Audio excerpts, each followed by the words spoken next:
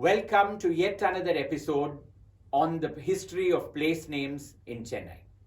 Today, I'm going to take you down a set of streets that owe their names to the Buckingham Canal. Chennai, as you know, is blessed with three rivers that flow, if you can call it flowing, from west to east. You've got the Koshasthalayar that flows up north right on top of the map as you can see it, the Kuvam somewhere in the middle, and then the Adyar down south. And then there is one waterway that flows from the north to the south, which is the Buckingham Canal. Unlike the other three rivers, this is a man-made water body, essentially dug for facilitating the movement of goods from Orissa all the way up to Marakanam near Cuddalore. On paper, at least, it is one of the longest canals, man-made waterways in India, spanning 400 kilometers from Pedaganjam in Orissa right down to Marakanam. And the history of the canal, as we know of it, is very, very interesting because it has to do with the East India Company, and they rarely ever did anything if they did not profit from it. Now, in the late 18th century and the early 19th century, Chennai was growing as a metropolis, and timber was needed in huge quantities. By timber, I don't mean mahogany and rosewood and Burma teak, which was required for putting up windows and doors and rafters in houses, but timber that was essentially needed as firewood. This firewood was essentially supplied by casuarina plantations to the north and the south of the city, and you needed to transport them quickly into the city. The timber was not required so much for domestic purposes as it was required for construction. And you may want to know why. Remember, much of what we know as Indo-Saracenic architecture comprises exposed brick, which means the brick has to withstand very high daytime temperatures in the city. And therefore, these bricks, when baked, had to be baked to very, very high temperatures, which required a lot of firewood. Much later, in the 1870s, you had the harbour works, which were all fired by hydraulic power. And how did the hydraulic power come about? By steam, which had to be generated by furnaces boiling water. And that is why a lot of timber was needed throughout the 19th century. The English, when faced with this challenge, decided that a canal had to be dug because bullock carts could not be relied on to transport the timber from north. And so a canal was dug between 1801 and 1806, and that was known as the North Canal because it began somewhere near Georgetown or Blacktown and then went all the way up to Pulicat. The origins of this North Canal owe themselves to the Honorable Basil Cochrane, who was a member of the East India Company, the larger portrait that you see over here. Those were days when East India Company servants could take on private contracts and make profits. And so Cochrane bid for the tender for digging a canal. Work began in 1801 and was completed by 1806 or so. And timber began to flow down the canal from the north into the city. Because the governor at that time was Edward, the second Lord Clive, son of the notorious Robert Clive, the canal was also known as Clive's Canal. But because Cochrane had funded it, it was known as Cochrane's Canal. And because it flowed to the north, it was also known as the North Canal. Cochrane went back to England but retained his rights over the canal. Until the 1830s and 1840s, the government actually rented the canal from him, for which they paid him an annual fee. And they collected their revenue from the tolls that they were imposing on all the goods that were flowing from the north to the south. Now this is a picture of the North Canal in all its glory. You can see the boats and you can see the boat in the middle actually carrying timber and coming down. What was the precise point in Madras city where this canal ended? That was a place known as the Basin. And why was it known as the Basin? In the 1850s, we had a governor, Sir Charles Trevelyan, and Trevelyan decided that we needed a man-made basin to be dug to store rainwater so that they could quench the perpetual thirst of water in Madras city. And therefore, they dug this basin, which came to be known as Trevelyan's Basin. In fact, there are still certain roads in North Chennai which are known as Trevelyan's Basin streets 1, 2, 3, etc. So the canal actually terminated in Trevelyan's Basin eventually, which is why the railway bridge that came up in the 1870s close to it came to be known as the Basin Bridge. No basin today, no water flowing down the canal today, but Basin Bridge still remains a name. By the 1850s, much of the timber in the north of the city had been exhausted, but the city was needing more and more and more. And so casuarina plantations were encouraged to the south of the city. And even today, when you go down ECR, you will still find on the sea coast, there are huge numbers of casuarina plantations. Now, how do you get those down into the city? So from the 1850s, a south canal was dug from the Adyar, going all the way down to the south up to Sadras or Sadurangapatnam. Even today, near Gandhinagar, you will find a signboard which says South Canal Bank Road. It commemorates the fact that there was once a South Canal independent of the North Canal. And here you see casuarina plantations for which this South Canal was dug. So there was a North Canal and there was a South Canal. And in between there was the city. In 1875-76, we had what was known as the Great Famine of Madras, which extended all over Madras Presidency. The city was just not subject to it. People began to migrate to all the towns because the countryside was not offering them food. Several died due to starvation.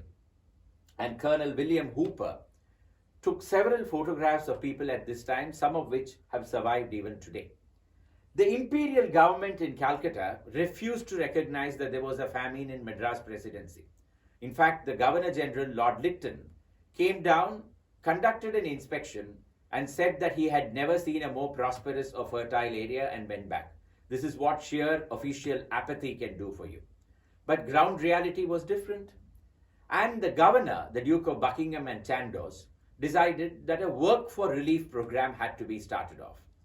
100,000 men, women and children were pressed into the digging of what was known as the Junction Canal. The Junction Canal would connect the North Canal to the South Canal, a distance of 8 kilometers, and work began in 1876. It continued for some time, and eventually by the 1880s, the water body had been connected, the two waterways had been connected, and the Junction Canal came to be known as the Buckingham Canal. In the meantime, work was continuing on the towards the north as well under the same famine relief program. So eventually, the Buckingham Canal connected to Krishnapatnam. From Krishnapatnam, it went further off. It connected to the Krishna waterways. It connected to the Godavari waterways. And finally, it reached Orissa, making for the present distance of 420 kilometers. In the north of the city, you had a huge boat basin that came up. And because wood was being delivered over here, this entire area came to be known as the Wood Wharves. Even today, you have got streets that are named as Wood Wharf 1, Wood Wharf 2, all the way up to Wood Wharf 5 towards Waltax Road. You just need to go there and look for it and you will find those names. If timber was being transported, the other item that was coming down in large quantities was salt. You must remember the East India Company and the colonial government after it made money on everything. And so they actually taxed salt. And all the salt was brought to a particular location which came to be known as the salt Cottaurs. It comes from the word Cottarum. Cottarum or location where objects were stored. So Uppu Cottarum became salt Cottaurs and you had the salt Cottaurs goods depot standing till very recently. Even now the warehouses stand behind the central station. So that is the salt Cottaurs. So on one side the wood wharves, on the other side the salt Cottaurs. Buckingham Canal flowing in between. And then the canal comes all the way up to Central Station. This is a site for sorais, but you can't see it any longer. This part is practically blocked up today and what remains is a very, very narrow gutter. From here, the canal begins to flow south towards Triplicane and Mylapore. This is a photograph taken from the Hindu sometime in the 1950s and you can see the number of boats. They were bringing, as I said earlier, timber, salt rice all the way from Andhra. They were also bringing tiles with which roofs could be constructed on houses. Ropes were being brought, and timber was also being brought from the south to the north. So you needed godowns to store the timber. And in Triplicane, just on the banks of the Buckingham Canal, you have got this signboard. It says Old Firewood Bankshaw Street. Paraya Virahu Totti Theru. There is also a new Firewood Bankshaw Street. But the word Bankshaw is what is really most interesting. The name is very self-explanatory. Timber came down the canal and was stored over here. But Bankshaw is a very, very interesting English word that came from one of the Indian languages. Pandagashale is basically a place where you store goods. This is a Sanskritized Telugu word. It's a Sanskrit word, it's also a Telugu word. Pandagashale eventually became Bankshaw. And in English, any godown, incidentally, godown is also from the Indian word godown. Kidang. These are all Indian words that contributed to the word godown. And so any place where goods came to be stored were known as bankshaws or godowns. This term that came from South India traveled all the way up north, and even today in Calcutta there is a Bankshaw Street with a Presidency Magistrates Court over there, which in colloquial terms is known even today as Bankshaw Court. And so Old Firewood Bankshaw Street in Triplicane commemorates the time when timber was being brought by boat on the Buckingham Canal and stored over here. Further down in Mylapore, you had a huge timber godown as well. And do you know what stands on it today? The City Centre Mall. That was one of the largest firewood godowns of Mylapore. Then, coming further down Triplicane, in Mylapore, you have a locality known as the Thanneer Thurai market.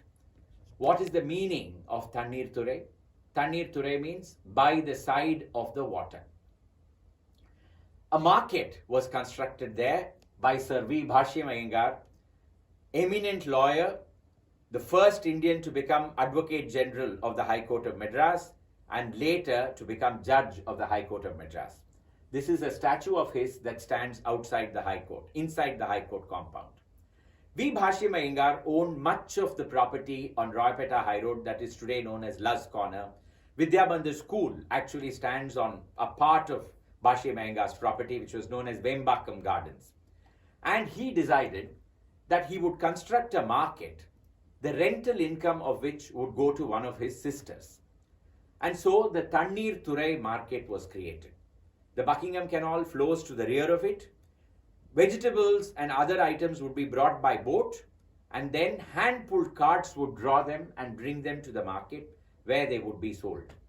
25 hawkers set up shop in the Thanneer Thurai market initially. After Bhashyam Iyengar died, his son decided to sell the market to those 25 hawkers. They formed a trust, and that ran the Thanneer Thurai market for almost a century and more. But by the 1960s, the Buckingham Canal had ceased to flow. And after that, goods had to arrive here by truck, and that meant a traffic bottleneck had been created, and the market lost the very reasons for its existence, namely the flowing water. Eventually, sometime in the 1990s, a real estate developer bought out all the vegetable vendors and converted Thanneer Thurai market into a multi-storied residential complex. But the name Thanneer Thurai stands even today, remains even today. It commemorates the Buckingham Canal. Now, how did the water flow? After all, this is an area with very little gradient. And this was a man-made water body which depended on tidal flow from the sea and from the rivers. And it operated through a series of locks. Right from Orissa all the way up to Marakanam, you had a series of locks which would be closed, and then the water would, during high tide, the boats would flow from one lock to the other.